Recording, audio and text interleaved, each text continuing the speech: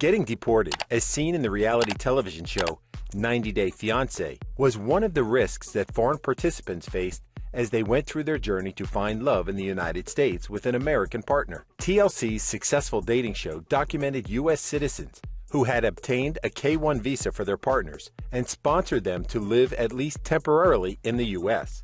It's had 8 seasons since its inception in 2014, with many of its cast members finding themselves on the verge of being deported due to the struggles they had in adjusting to their new relationships. A K-1 visa is granted to a foreign citizen fiancé so he or she can legally travel to the U.S. and initially stay there for 90 days from arrival.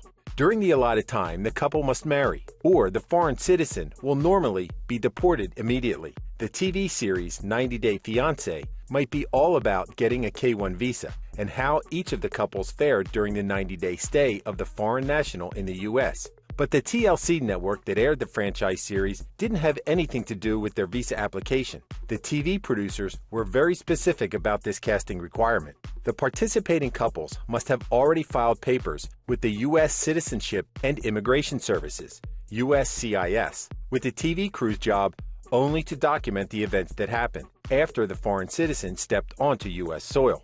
90 Day Fiancé made its television debut 12 January 2014, and for its first season, it featured 4 couples. It only had 6 episodes, but added more in subsequent seasons, with each season consisting of 12 to 15 episodes. One of the basic requirements when filing for a K-1 visa was to provide signed documents of the couple's intent to marry each other, and they were given 3 months to plan and execute it. Some of the things that unfolded in these months were the content of the episodes of each season. All the challenges of living together under one roof were exposed and explored by the TV show. Except for the first season, the TV series had a reunion episode in which the couples were gathered together in one room and asked tough questions that most of the viewers wanted answered. The fans were updated on the current status of the relationships of the participating couples. Some of them were on the verge of breaking up, and some were still trying their best to make it work.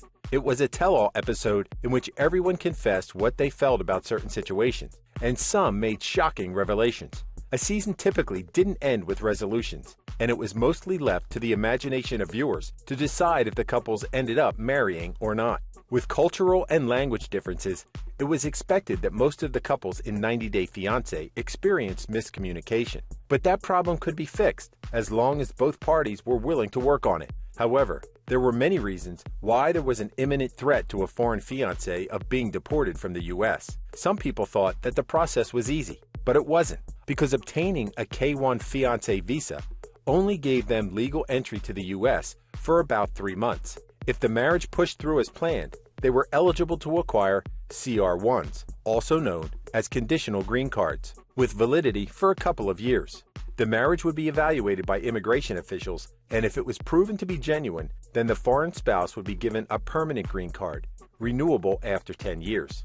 So, who were some of the cast members who were on the verge of being deported? In Season 6, Larissa dos Santos Lima arrived in the U.S. in 2018 from Brazil, the fiancé of Colt Johnson, a self-confessed mama's boy and software engineer from Las Vegas, Nevada. After they hit it off online, they physically met each other in Mexico, and after spending less than a week having fun in Cancun, they became engaged. She was totally disappointed when they started to live together because she didn't like the house and the realization that she had to live with Colt's mom under the same roof. They were eventually married, but it ended in divorce because they fought many times during their brief marriage. According to her husband, there were times when the fights became physical, and the police had to be called to intervene. It was rumored that while Lara was feisty and volatile, Colt was manipulative. She was arrested 3 times for physical battery against her husband during their marriage.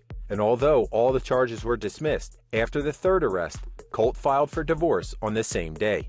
Months after the divorce, Lara had another boyfriend, Eric Nichols. When they were literally about to move out of Las Vegas to live in Colorado, authorities from U.S. Immigration and Customs Enforcement, or ICE, came to the house to arrest her. They didn't have any clue why. Her immigration lawyer came to clear up the misunderstanding, and she was released. The official word was that ICE was checking into her immigration status, and they were already processing her deportation. However, there were rumors that Colt and his mom, Debbie, might be behind it, as they were hell-bent on having her deported. In the end, her relationship with Eric didn't work out, and so she's back in Las Vegas again, still looking for an American husband. Viewers of the second season of 90 Day Fiancé regarded the Mohammed Jabali and Danielle Mullins pairing as one of the most controversial and scandalous in the TV show's history. As with most of the couples in the TV show, they met through an online chat group. He's a 26-year-old guy from Tunisia, while she's a 41-year-old mother from Ohio. Viewers were appalled when they heard Mohammed say on TV that he was only 55% attracted to Danielle. Everyone concluded that his confession meant that he was using her to get a green card. She also discovered that he lied when he said he had a job. However, they were able to hash things out, and even with the red flags, Danielle chose to marry him. Apparently, she was very much in love with Mohammed. They stayed married for 2.5 years, but had many marital issues along the way, including trust and intimacy. The fans were shocked when Danielle revealed that Mohammed found her private part smelly. He said that instead of taking care of the problem, she just cried and whined about it. To give credit to Mohammed, he wasn't the one who revealed it, but Danielle, as she couldn't keep her big mouth shut. Fans surmised that the reason she shared it was because she thought she would gain support from the viewers. It backfired, as it was Mohammed who won people over, especially since he was prodded about it but chose not to elaborate. Aside from that, he discovered that she was deeply in debt and had been charged with fraud in the past. He even called the police to report that she opened accounts in his name and stole money from him. After he acquired his conditional green card, he eventually left her, telling her that he would file for divorce. She was angry with him and accused him of cheating. He wanted a divorce, but she threatened to have him deported by getting an annulment instead of a divorce, saying that she had lots of evidence to back her claims. Mohammed convinced her just to divorce him after he begged, apologizing for hurting her, and told her that she had committed mistakes too in their marriage.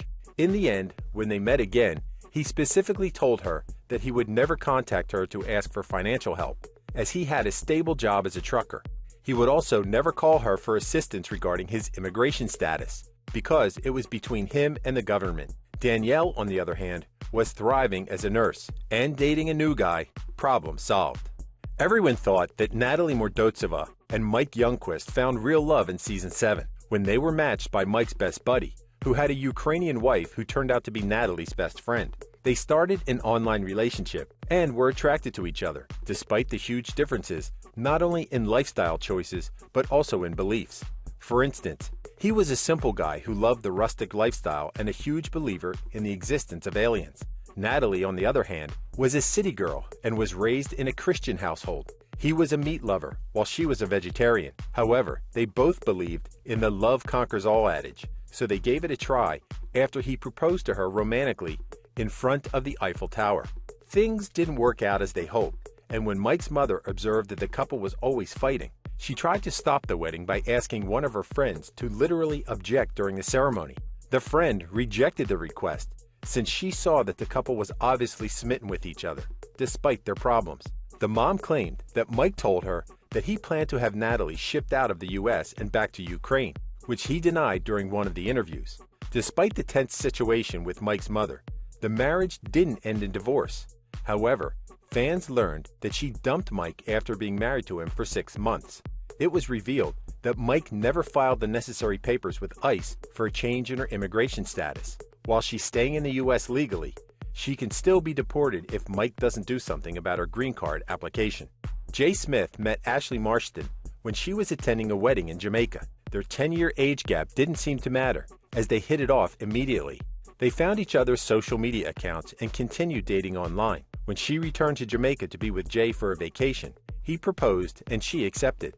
It was a whirlwind relationship, with most of her friends and family doubting Jay's intentions. As depicted in season 6, after taking care of his K-1 visa, she sponsored him to live with her in the US, and it didn't take long for the couple to be married in Las Vegas by April 2018.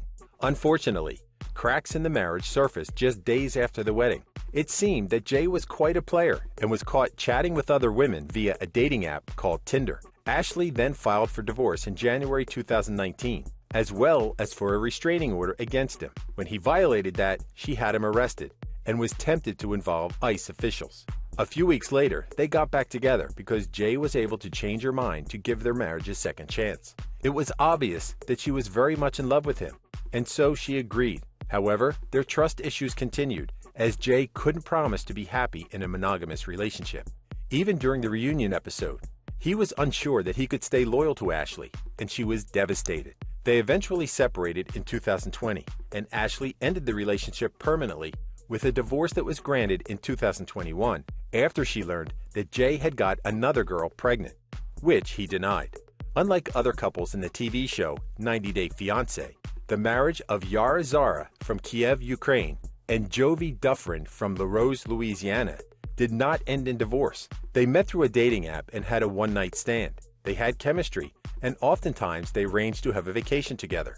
Unexpectedly, she became pregnant, so Jovi did the right thing by proposing to her and filing a K-1 visa, so he could bring her to the U.S. to live with him. However, she had a miscarriage before the visa was approved. There was no longer any sense of urgency, so it gave him enough time to assess if he was ready to push through with his marriage plans. When the visa was approved, he brought her to the U.S. to start a life with her, shown in Season 8, though most of his family believed that she was just using him to acquire a green card. They struggled with their marriage, but chose to work it out, and it didn't take long for Yara to become pregnant again.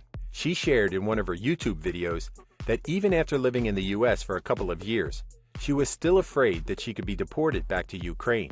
While the chance of it happening was minimal as compared to other foreign cast members, because her marriage was stable, she said that her life isn't normal yet.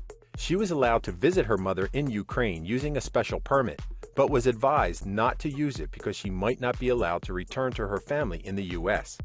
She is yet to receive her green card, so she's still living in constant fear, realizing that her stay in the U.S. depends highly on her husband and on the immigration officer. How does divorce impact the chance of getting a green card? The producers of 90 Day Fiancé claimed that out of every 25 couples that they featured in the TV show, only about 10% ended in divorce. Most viewers doubted the authenticity of the love between couples in the show, specifically because they think that the foreign citizens only want to avail themselves of a green card. Being married in the U.S. does not automatically give any foreign partner a permanent green card, but being divorced does not mean that the U.S. citizen immediately relinquishes his or her financial responsibility towards the foreign partner.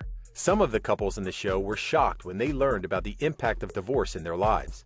Most of them never thought that they would be in such a tricky situation. The foreign partners would diminish their chances of getting a green card renewable in 10 years if they filed for divorce before they acquired it. American cast members, on the other hand, were appalled when they learned that they were still financially responsible for their spouses, even after the divorce, because their partners weren't allowed to earn money in the U.S. due to their status. Most of the 90 Day Fiancé foreign citizens whose marriages ended in divorce were only given a 2-year stay in the U.S. After that, they would be deported back to their countries, unless they could find another way to make their stay legal. Thank you for spending some time with us. Make sure to like and subscribe so you never miss another video. We also handpick these videos which we recommend you watch next. You can talk to us on all social medias or ask a question in the comments below. Thank you for being with us, and we'll see you back tomorrow.